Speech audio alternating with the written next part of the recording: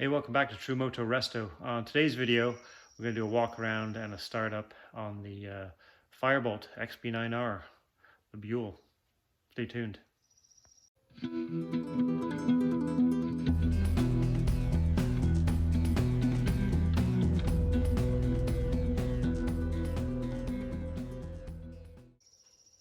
So this is my 2006 Buell XB9R Firebolt.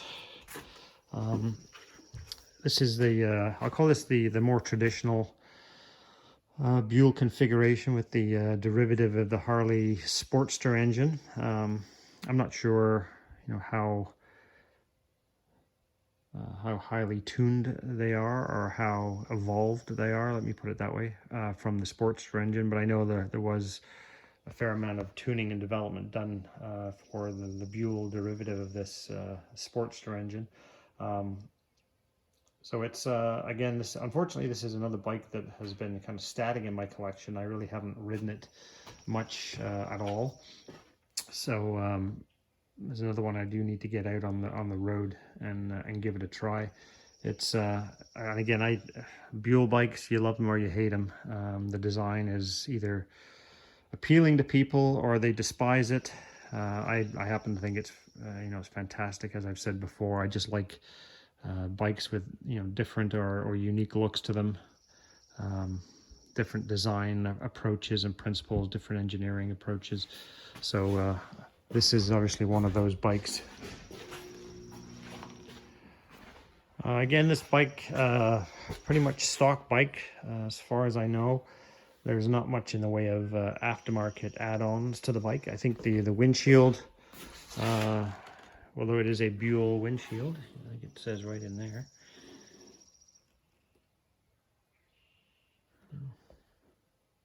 Yeah, it does say there, Buell. See where my finger is there. The Buell tinted windshield. I'm not sure if that's kind of a aftermarket from Buell or what. Similarly with the tinted turn signals, I'm not sure if that was a kind of an aftermarket item or if that's the way they came. My guess is it's aftermarket. Typically Transport Canada doesn't like tinted stuff that way, so they must have been added later on. Maybe it was a factory option, maybe they're aftermarket signals, I don't know. Somebody else out there will know. Put a comment below and let me know. I'm not an expert on the Buells, but so again, with this bike, before I put this one on the road, brakes will be required. The pads are pretty good, although I do have new pads. They're getting a little bit would pass. The bigger problem for this bike is the rotors. They're hot spotted. You can see this rotor it's got hot spots all over it, so I have another rotor for it to go on.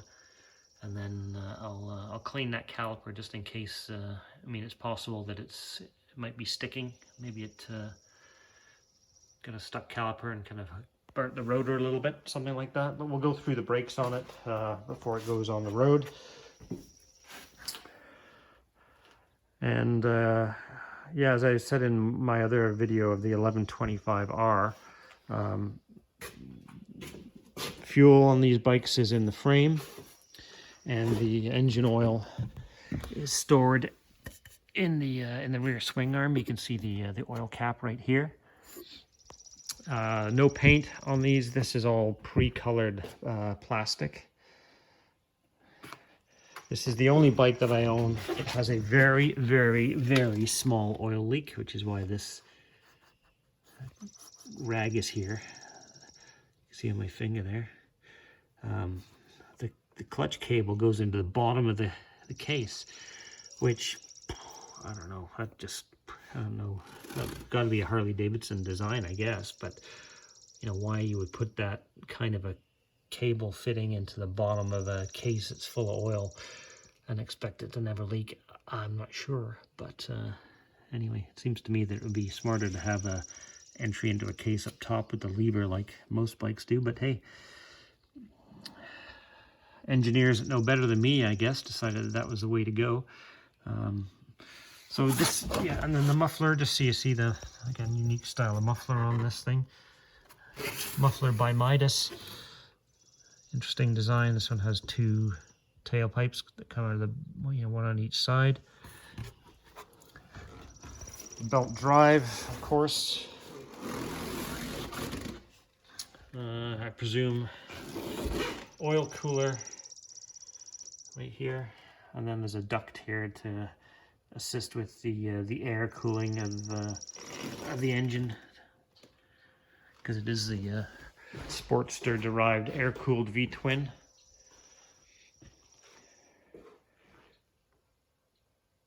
And I think the yellow is one of the better colors, I think, for the XB9R. I think the yellow and the light blue would be my favorites. I know they came in white and black and red and a few other colors, but I think I like the yellow personally.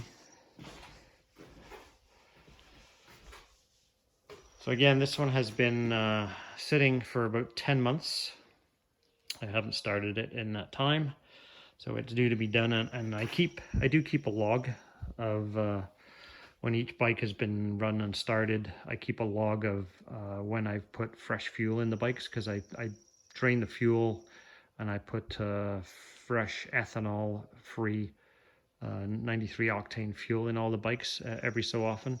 And then I'll run the fuel that I take out, I'll run in my lawnmower. But it just helps. It just helps with the maintenance. I don't want, even though it's ethanol free and even though I put stabilizer in them, I still like to cycle that fuel out and keep it fresh. I don't worry as much with the aluminum frame or aluminum tank bikes, but especially with the steel tank bikes. I just don't like having the opportunity for moisture to settle in there. It's never a good thing. So no ethanol fuel, fuel stabilizer, it all helps. And it's also, not that it relates to this bike at all, but with some of the other bikes that have the polyplastic fuel tanks, like the Aprilia, for example, it's important to not have ethanol fuel in there, because that can do all kinds of nasty stuff to a plastic tank. But yeah, so we'll turn this thing on for the first time. And we'll get it fired up. Hopefully she starts. Let's see how it goes. So this is the first start in 10 months. So it was July. It's May now. It was July last year when it was started last.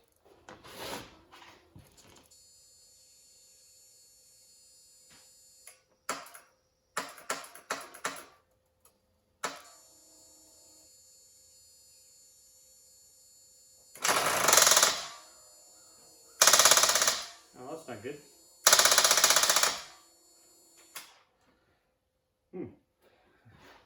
Looks like my battery expired on me. It's been on a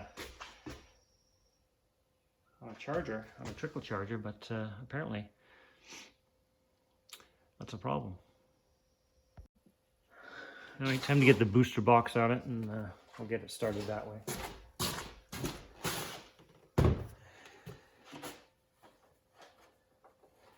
Just put a piece of inner tube between the positive battery terminal and the frame so I don't short it out.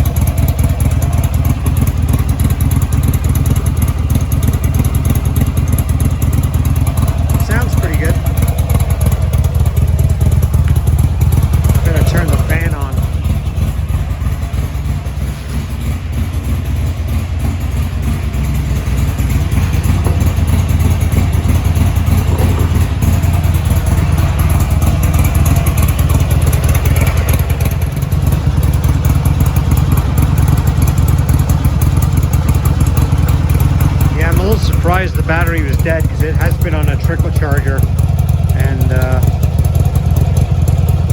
charger indicated it was fine, but it's too bad.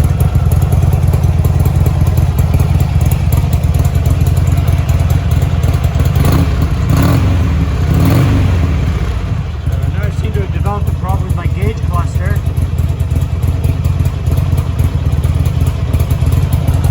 Kind of strange, because that was on a second ago and now it isn't working at all. If I've got a fuse that's gone out on it.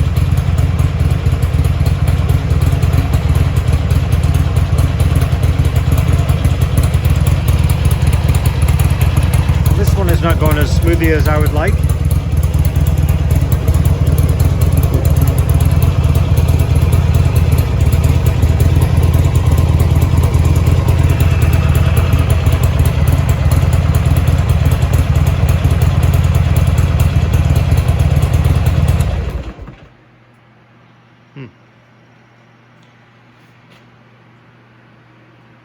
That's disappointing. Well, I guess I got some investigation to do there. See, now the gauges have come back.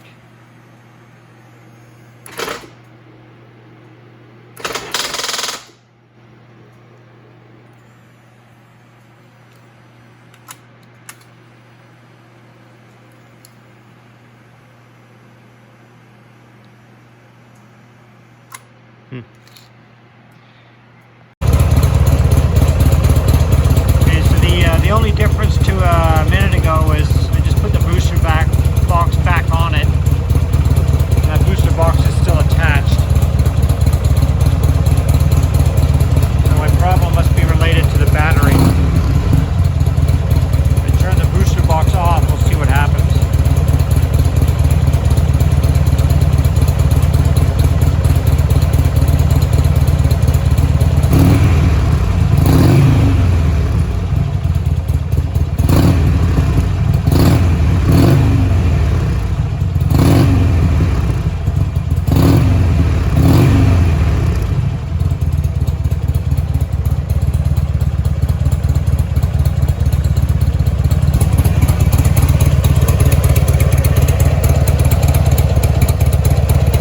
I don't have the manual for this particular bike, so I'm not sure what all of the those trouble lights were on the display. I'll look online and see what I can find.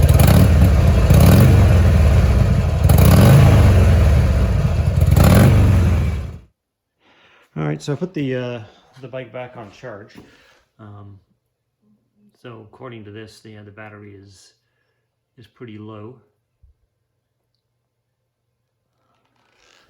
So we'll see how long that takes to come back to 80%. I mean, it's possible it's taking a charge and giving a kind of a false okay, and it's just kind of discharging pretty quickly. It's just not holding the charge. So that's those.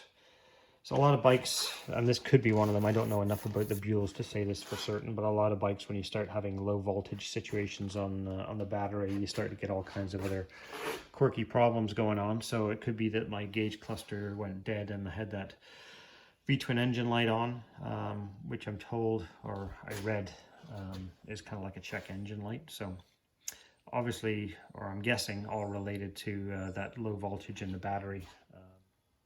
All right, the charger said we were 80% charged, which should be sufficient to try and start it. So I'm going to give that a go here.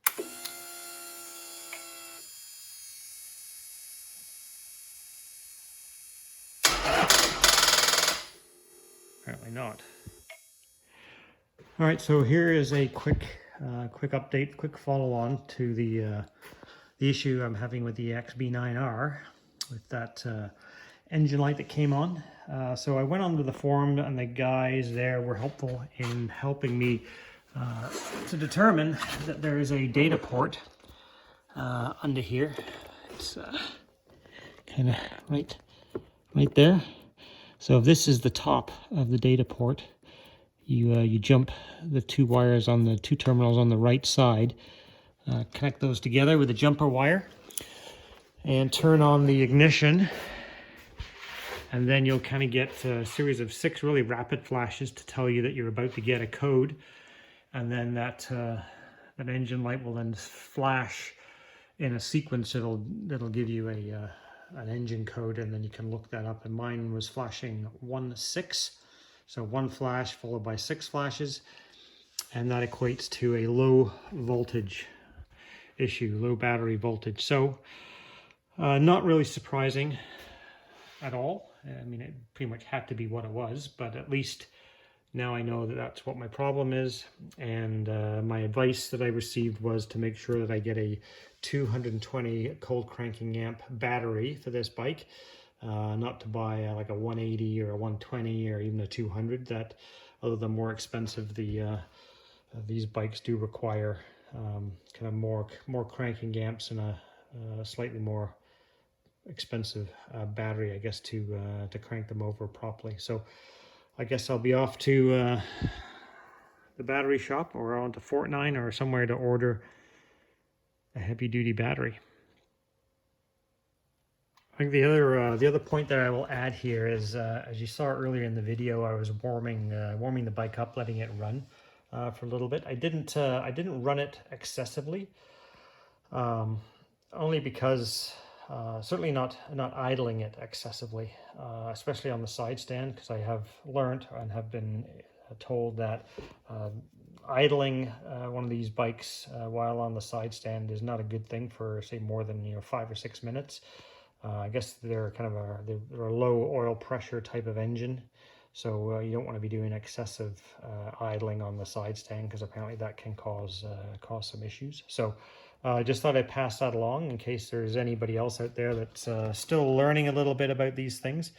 As I said earlier in the video, I know very little about the Buell.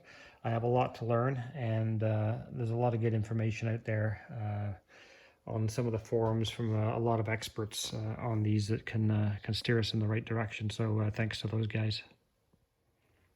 All right, so I just put the new battery in. It's about a week and a half later. So we'll see how everything behaves this time.